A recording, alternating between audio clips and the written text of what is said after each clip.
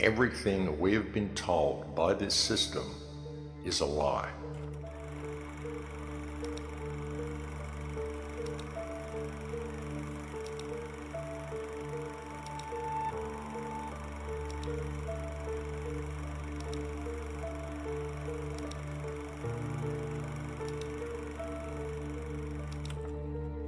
Everything we think we know is a lie. Yeah. History, who we are, where we come from, our religions, our food, our medicine, what this world is, quite literally everything is a lie. And that's why it's so difficult to ever really discover the truth and to wake up the people around us, because all of the information that we're even researching, most of it, has been falsified. That is why people are constantly locked into different belief systems, why they continue to argue with each other, and why they continue to perpetuate their divide and conquer programming. Because in everything that they're looking at and all the information that they've got, they never even factor in the reality. In any investigation into the past, which is invariably where we look to find out what happened and what brought us to this point, most of the information that we glean from old books about historical figures has been doctored, rearranged and rewritten, and in some cases it's actually even doubtful that many of these people even actually existed. In many cases, works were attributed to people who didn't do those works. In many cases, discoveries were most likely attributed to people who never made those discoveries. Many events were simply fabricated, and many people simply did not do what we were told they did. And as I said, in the case of many of them, it's doubtful that they ever even existed. Or if they did exist, it very often was not when we were told they existed, and very often the information they presented was doctored to fit the current version of reality. The thing is, people really do need to understand clearly that this is our starting point. This is what we've got to work with. The fact that everything we've been told is a lie, and we cannot rely on any of the information that we get from any books anywhere. You know, the true reality is, and has always been, that all we can really rely on 100% is that which we go out and experience in the world for ourselves. And that's a very difficult thing for people to come to terms with. However, if one goes out and travels the world and really looks at things open-mindedly, the evidence that everything we've been told is a lie is everywhere, and it speaks for itself. The question is, what are we? And what is this world? Where do we come from? How do we get here? And where are we going? And the answer to all of these questions is what we're all searching for at the moment, because we've been led so far from our true path. And the biggest danger in trying to find a way out of this mess is in adopting belief systems along the way and closing yourself off to the myriad of possibilities that are still out there. The whole progress of civilization hasn't been this gradual thing that we think it has. It's been technology that's been gradually released to us all the way along. This technology already exists. A lot of the technology we've been using for the last 50 to 100 years, I would suggest, already existed. They had it before the Industrial Revolution even. The Industrial Revolution was a cover-up. The Industrial Revolution was put there to convey to us the concept of where we built this great civilization that we've got now, which isn't a great civilization at all. It's a prefab thrown together monstrosity. It has been thrown together and slapped in place on the bones of the civilization that exists underneath it.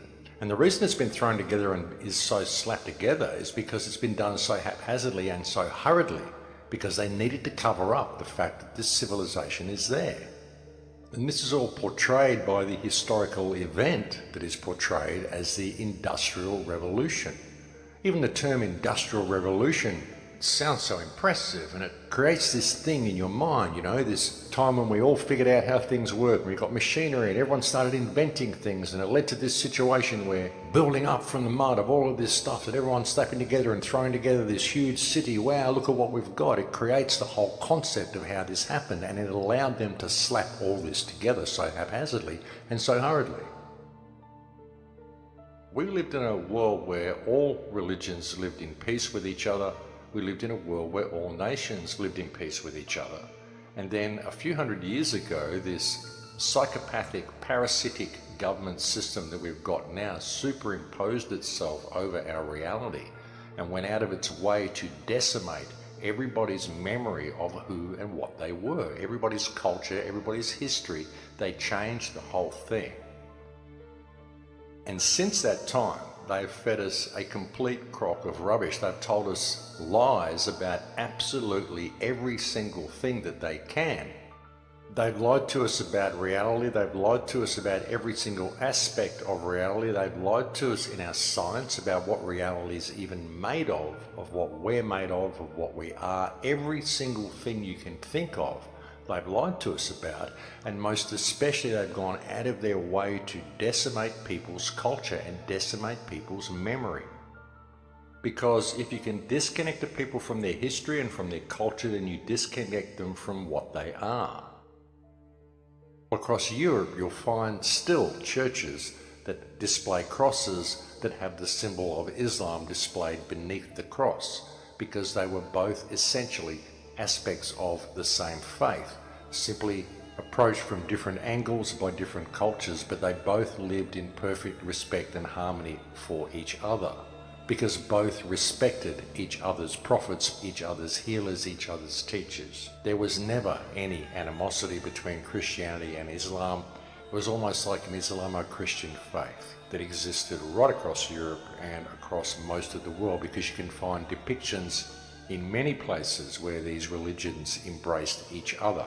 There was no animosity between any faiths, because really when you look at all these faiths, they're all based in a understanding of peace and tolerance for everybody else anyway. The division came later, and the division was superimposed over the people, again by this parasitic government system that took control of the world and wiped out the last culture that existed here before us. And again, this has been done quite recently, folks. It hasn't been thousands of years since this culture existed. It wasn't thousands of years ago that all of these things were destroyed. It was only hundreds of years ago. And the fact is that very recently things were not the way they are now. We haven't had centuries of bloody warfare between each other, vying for power of the greatest nation since the fall of the Roman Empire. There was no Roman Empire. We have simply been fed a false history, and the reality is that we never had any war at all.